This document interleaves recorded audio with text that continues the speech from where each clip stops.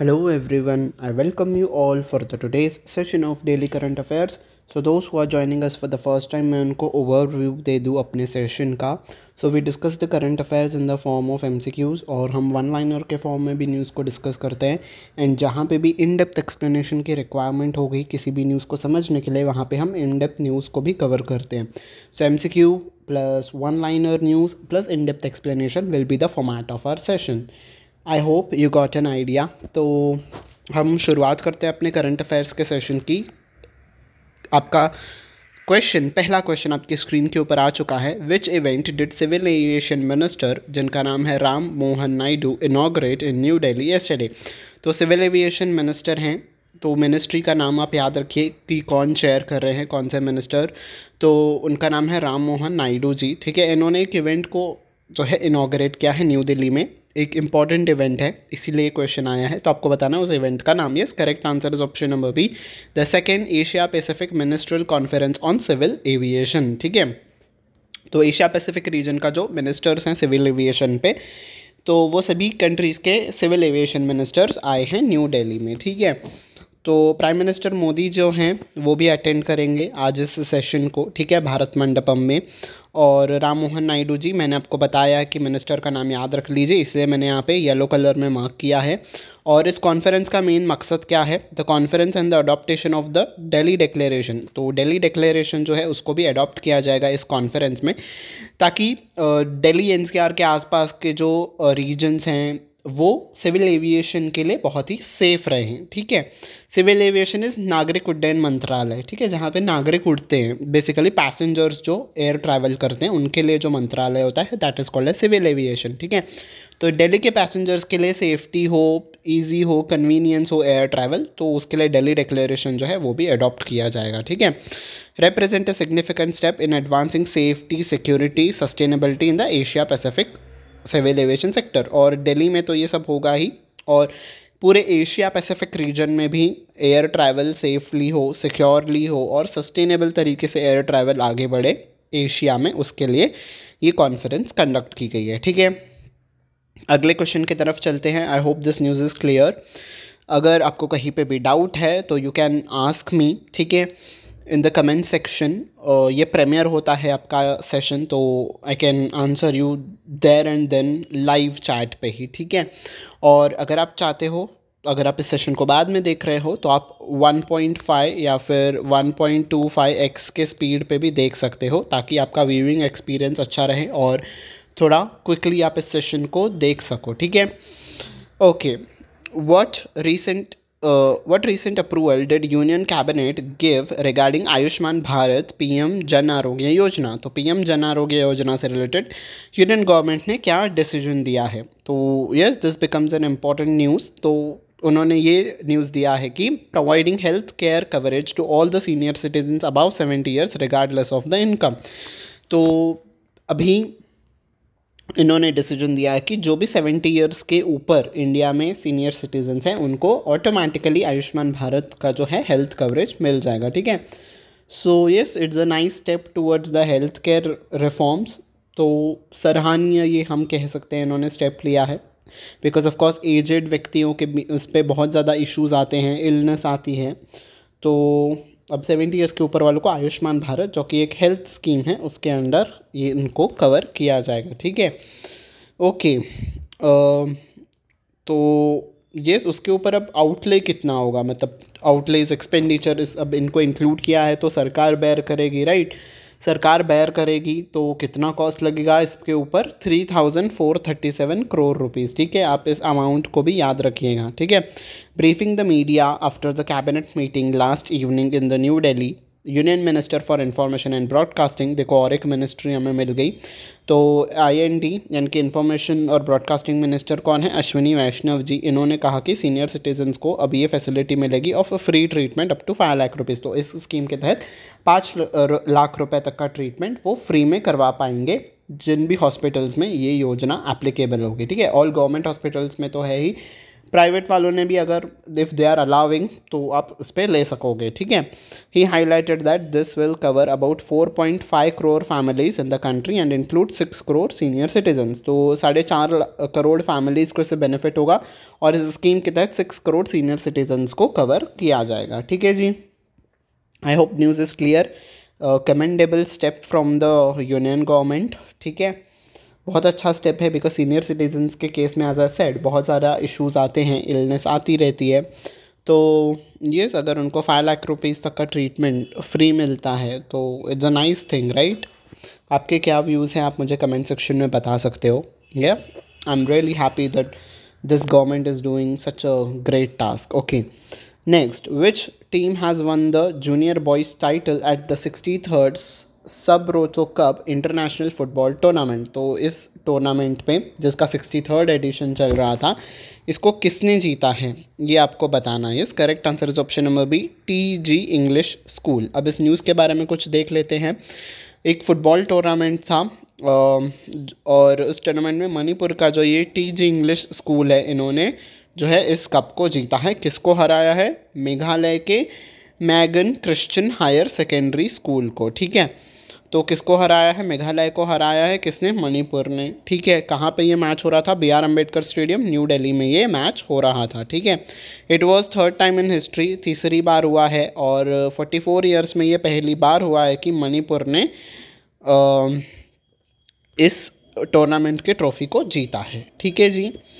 Next, which of the following is the primary aim of celebrating the international day for south south corporation on September 12। तो September 12 यानी कि आज के दिन हम साउथ साउथ कॉरपोरेशन डे मना रहे हैं। साउथ साउथ इस पूरे विश्व में जो भी साउथ में कंट्रीज़ आती हैं, right, suppose this is the globe, circle सही से नहीं बन रहा है, प्लीज़ डोंट माइंड इट। तो इक्वेटर यहाँ पे होता है, राइट। तो इक्वेटर के नीचे यहाँ पे जो भी कंट्रीज़ आती हैं उनका डेवलपमेंट हो, उसके लिए एक दिन मनाया जाता है। बिकॉज ऐसा देखा गया थी यूजुअली इक्वेटर के ऊपर वाले कंट्रीज़ जो आ रहे हैं वो बहुत ज़्यादा डेवलप्ड हैं। तो साउथ के भी जो कंट्रीज़ हैं उनको डेवलप किया जाए, उसके लिए अवेयरनेस क्रिएट करने के लिए इस डे को मनाया जा रहा है, ठीक है। इसका एम क्या है ये आपको बताना है। Yes, to highlight and promote mutual cooperation among the developing countries. तो जो भी डेवलपिंग कंट्रीज़ है साउथ में, उनका जो है वो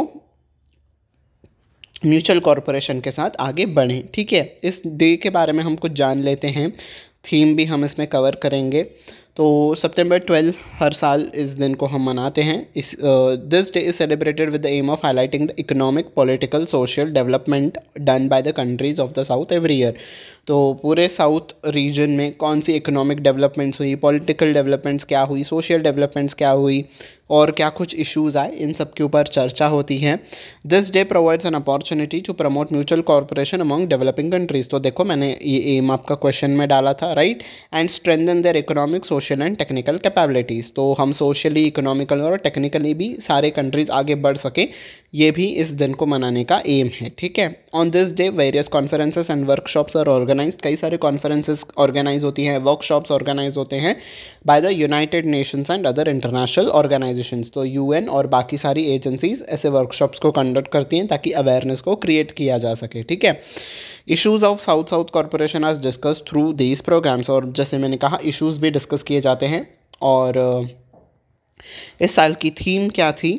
a better tomorrow through south south cooperation, ठीक है। थीम याद रख लीजिएगा, आपसे थीम भी पूछी जा सकती है, ठीक है। You can star mark this information, ठीक है। अब एक रिपोर्ट आई है जिसका नाम है ग्लोबल MBA रैंकिंग 2024। किसने पब्लिश किया है? लिंक्डइन ने इसको पब्लिश किया है, ठीक है।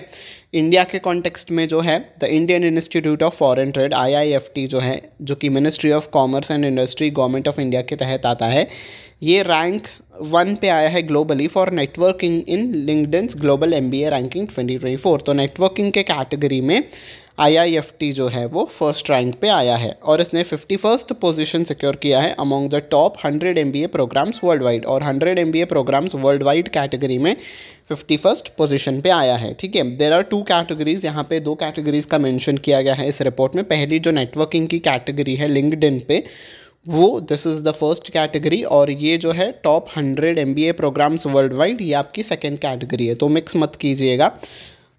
ठीक है। नेटवर्किंग के कैटेगरी में IIFT फर्स्ट पोजीशन पे है और 100 MBA प्रोग्राम्स के कैटेगरी में वो 51st पोजीशन पे है। ठीक है, तो बेसिकली इनका जो MBA प्रोग्राम ये प्रोवाइड करवाते हैं ये 51st पोजीशन पे रैंक हुआ है। ठीक है, टॉप 5 ग्लोबल MBA रैंकिंग जो है इंस्टीट्यूट्स कौन से हैं, ठीक है, हमारा 51st पोजीशन पे था। टॉप 5 कौन से हैं वो आपको याद रखना ज़रूरी हो जाता है। ठीक है, पहला है Stanford graduate school of business, दूसरा है INS EAD, थर्ड है आपका हार्वर्ड बिजनेस स्कूल, फोर्थ है वॉर्टन स्कूल, फिफ्थ है स्लोआन स्कूल ऑफ मैनेजमेंट। ठीक है, तो ये टॉप 5 के नाम आप याद रखिएगा। ठीक है जी, अब एक अपॉइंटमेंट की तरफ चलते हैं, उसके बाद बैंकिंग और फाइनेंस की न्यूज़ कवर करेंगे, then will end our session. ठीक है, तो किसको अपॉइंट किया गया है, अशोक राज सिग्दल जी को किस पद के लिए अपॉइंट किया गया है, 45th chief of army staff of the Nepal army. तो नेपाल के आर्मी जी ने अपना चीफ ऑफ आर्मी स्टाफ को अपॉइंट किया है किस पे, अशोक राज सिद्धल जी को। ठीक है, तो अब से इसे डायरेक्टली क्वेश्चन आ जाएगा कि who is new chief of army staff of Nepal, तो आंसर होगा अशोक राज सिद्धल जी। ठीक है, इनका टेन्योर कितना होगा, 3 साल का इनका टेन्योर होगा और इन्होंने किसको रिप्लेस किया है, प्रभु राम शर्मा जी को। ठीक है जी, नेक्स्ट अब कुछ पेनल्टी पे देखते हैं। RBI ने पेनल्टीज़ लगाई हैं किसके ऊपर, 3.5 लाख रुपीज़ की पेनल्टी लगाई है housing and urban development corporation limited पे, और 5 लाख रुपीज़ की पेनल्टी लगाई है गोदरेज हाउसिंग पे, और 5 लाख रुपीज़ की पेनल्टी लगाई है आधार हाउसिंग फाइनेंस लिमिटेड पे। ठीक है जी, तो ये सारे ही हाउसिंग और उससे रिलेटेड हैं जो कि आपको लोन्स प्रोवाइड करते हैं आपके हाउसिंग नीड्स के लिए। ठीक है, घर बनाने के लिए जो आपको लोन्स देते हैं, तो इन्होंने गाइडलाइंस को फॉलो नहीं किया है RBI के, इसलिए इन पे पेनल्टी लगी है। ठीक है, बस आप अमाउंट याद रख लेना कि कितना किसके ऊपर पेनल्टी लगाई गई है। ठीक है, बस इतने से ही है इस न्यूज़ में, और ज़्यादा कुछ नहीं है। और बाकी फाइनेंस जगत से न्यूज़ आ रही है, Chennai based fintech PaySharp has received a final authorization from the Reserve Bank of India to act as payment aggregator। तो पेमेंट एग्रीगेटर के तौर पे PaySharp कंपनी को लाइसेंस मिल गया है। पेमेंट एग्रीगेटर आपको पता है ना, किसी भी वेबसाइट पे जब आप पेमेंट करने जाते हो, जब आप मेक पेमेंट पे क्लिक करते हो, देन एक अलग सा पेज खुलता है, राइट, बिल डेस्क, भारत पे, पेटीएम है ना, पावर्ड बाय पेटीएम, तो रेजर पे है ना, तो ऐसे सब आपके जो पेजेस खुलते हैं that is called as payment aggregator. इनका काम क्या होता है, आपसे पेमेंट कलेक्ट करना है और सामने जिसको भी आप पेमेंट कर रहे हो, जिस भी पार्टी को, उनको पेमेंट पहुंचाना। ठीक है, उसके लिए एक बेसिकली कमीशन को चार्ज करते हैं। वो हमें नहीं पता होता है कि कितना कमीशन चार्ज हो रहा है एंड ऑल, वो उस कंपनी के पास जिसके लिए हम पेमेंट कर रहे हैं और इस पेमेंट एग्रीगेटर कंपनी से रिलेटेड होता है। ठीक है, दैट्स नॉट आवर बिजनेस। तो बेसिकली एक कमीशन के लिए ये अपनी सर्विस को प्रोवाइड करते हैं। ठीक है, वैसे ही और एक कंपनी को जो है पेमेंट एग्रीगेटर का लाइसेंस मिल गया है जिसका नाम है PaySharp। कहाँ पे ये बेस्ड है, चेन्नई में ये बेस्ड है। ठीक है, आई होप पेमेंट एग्रीगेटर आपको क्लियर हो गया होगा, what the concept of payment aggregator. ठीक है, बैंकिंग से ही और एक न्यूज़ आ रही है, Union Bank of India became the first major Indian bank to join PCAF। तो पहला बैंक बन गया है यूनियन बैंक ऑफ इंडिया जिसने PCAF को ज्वाइन किया है। अब PCAF क्या है उसको थोड़ा समझते हैं, partnership for carbon accounting financials. ठीक है, PCAF का ये फुल फॉर्म है। अब PCAF क्या है, is a global partnership of financial institutions. तो पूरे विश्व में जितने भी फाइनेंशियल इंस्टीट्यूशंस हैं इन सभी ने एक पार्टनरशिप की है, किस लिए, to develop and implement harmonised approach to assess and disclose green house gas emissions associated with the loans and investments. तो ये जो लोन्स एंड इन्वेस्टमेंट्स दे रहे हैं, ठीक है, बेसिकली जो ये फाइनेंशियल इंस्ट्रूमेंट्स जो इंस्टीट्यूशंस हैं, ये जो पैसे दे रहे हैं एज अ लोन के तौर पे या फिर इन्वेस्टमेंट के तौर पे, अगर ये खुद भी कहीं इन्वेस्ट कर रहे हैं तो इस पैसे से, जिस भी प्रोजेक्ट में ये पैसा लगा रहे हैं, इससे उस प्रोजेक्ट में कितना, सपोज़ अब यूनियन बैंक ऑफ इंडिया है, इसका ही एग्जांपल ले लेते हैं। ठीक है, यूनियन बैंक ऑफ इंडिया ने एक प्रोजेक्ट में जो है जिसका नाम है प्रोजेक्ट ए, ठीक है, प्रोजेक्ट ए नाम का एक बेसिकली इनके पास प्रोजेक्ट है, इसमें यूनियन बैंक ऑफ इंडिया ने पैसे लगाए हैं। अब जब ये बैंक इस पे पैसा लगा रहा है, इस प्रोजेक्ट से कितना एमिशन हो रहा है, ठीक है, ये किसी भी चीज़ के लिए होगा, ठीक है, for what ever, construction company होगा या कुछ भी होगा, ठीक है, इस कंपनी को इन्होंने पैसे लगाए हैं, तो इस प्रोजेक्ट से कितना एमिशन हो रहा है। ठीक है, बेसिकली मतलब ये जो फाइनेंशियल इंस्टीट्यूशंस हैं जहाँ पे ये पैसा डाल रहे हैं, इनके पैसों से कितना एमिशन हो रहा है, इसको असेस करने के लिए PCAF बनाया गया है। ठीक है, बेसिकली राइट, फाइनेंशियल इंस्टीट्यूशंस ही सोर्स है ना जहाँ से पैसा जाता है। अब जब पैसा ही आएगा तभी ही प्रोजेक्ट्स आगे बढ़ पाएंगे, और प्रोजेक्ट्स जब आगे बढ़ते हैं तभी ही ग्रीन हाउस गैस एमिशंस होते हैं। तो अगर हमें पैसे देने वक्त ही पता चल जाएगा कि इतना एमिशन हो सकता है, ये एनवायरनमेंट के लिए हानिकारक है, तो हम उस इन्वेस्टमेंट को या फिर उस लोन को वहीं पे रोक सकते हैं। ठीक है, इस एम से जो है इस पार्टनरशिप को बनाया गया है ताकि हम वेरी बिगिनिंग फर्स्ट स्टेज पे ही पैसों को ही रोक दे, ताकि वो प्रोजेक्ट आगे ही ना बढ़ पाए if it is harmful for the environment. ठीक है, आई होप PCAF का आपको कॉन्सेप्ट जो है वो क्लियर हो चुका है। ठीक है, और क्या कुछ कहा गया है, the importance of tracking financed emissions has been understood by the RBI's recent draft guidelines on disclosure framework for climate related financial risks 2024। तो RBI ने गाइडलाइंस जो है दी थी, जिस गाइडलाइंस का नाम था ये, आप याद रखिएगा RBI ने कौन सी गाइडलाइंस में इसके ऊपर कहा था। तो इसी गाइडलाइंस में RBI ने समझा था कि ये चीज़ करना ज़रूरी है कि हमारा पैसा कहाँ पे जा रहा है, हमारे बैंक्स कैसे प्रोजेक्ट्स को लोन दे रहे हैं, वो कितना एमिशन कर सकते हैं वो प्रोजेक्ट्स, तो उसको असेस करना इम्पॉर्टेंट है। RBI ने इस चीज़ की ज़रूरत समझी, इसीलिए गाइडलाइंस जो है इन्होंने दे दी हैं बैंकों को। ठीक है जी, I hope this news is clear to all. ठीक है, RBL बैंक यानी कि रत्नाकर बैंक लिमिटेड ने कोलैबोरेट किया है किस कंपनी के साथ to introduce extra credit card. तो एक्स्ट्रा क्रेडिट कार्ड जो है ये उनका नाम है, को ब्रांडेड क्रेडिट कार्ड है ये। तो इन्होंने किस कंपनी के साथ मिलकर ये क्रेडिट कार्ड दिया है, अपने कस्टमर्स के लिए अवेलेबल करवाया है। Correct answer is option number C, Indian Oil. अब इस न्यूज़ के बारे में हम कुछ देख लेते हैं, क्या कुछ कहा जा रहा है इस न्यूज़ में। RBL ने ये एक्स्ट्रा क्रेडिट कार्ड नाम से एक को ब्रांडेड क्रेडिट कार्ड को लॉन्च किया है, जिस पे आपको 8.5% का जो है सेविंग्स होगी अगर आप फ्यूल के ऊपर आप खर्चा कर रहे हो तो। ठीक है, बेसिकली अब फ्यूल के ऊपर है तो कोई फ्यूल से रिलेटेड ही कंपनी होगी ना, तो इंडियन ऑयल जो है इनके साथ को ब्रांड में इन्होंने इस कार्ड को लॉन्च किया है। तो अगर आप फ्यूल्स के ऊपर कोई भी खर्चा कर रहे हो तो 8.5% की आपको सेविंग्स मिलेगी। अब ये रत्नाकर बैंक से रिलेटेड स्टैटिक फैक्ट है, इसको RBL बैंक कहा जाता है, पहले इसको रत्नाकर बैंक लिमिटेड कहा जाता था। एक प्राइवेट सेक्टर बैंक है, 1943 में इसका फाउंडेशन हुआ था और मुंबई में इसका हेडक्वार्टर्स है। ठीक है, अब कुछ स्टेटमेंट बेस्ड क्वेश्चन है। I hope this is the last piece of news. India has become the world's second largest market for 5G handsets, surpassing US। तो क्या इन्होंने US को सरपास करके सेकेंड पोजीशन पे आ गए हैं? Yes, this statement is correct.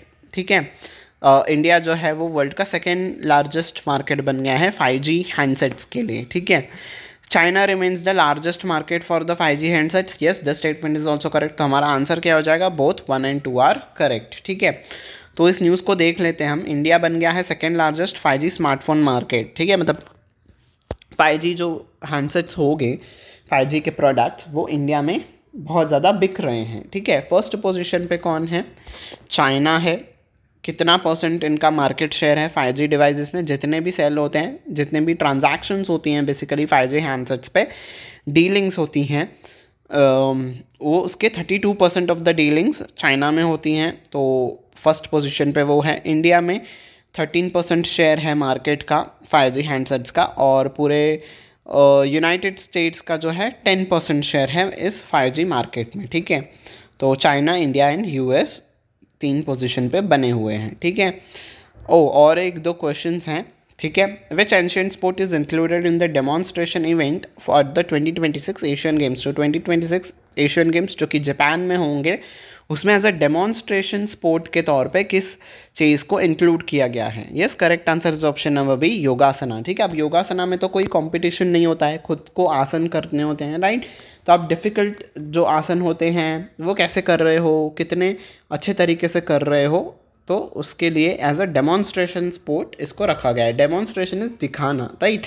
तो कितने अच्छे से आप करोगे वो देखा जाएगा इस स्पोर्ट में। ठीक है,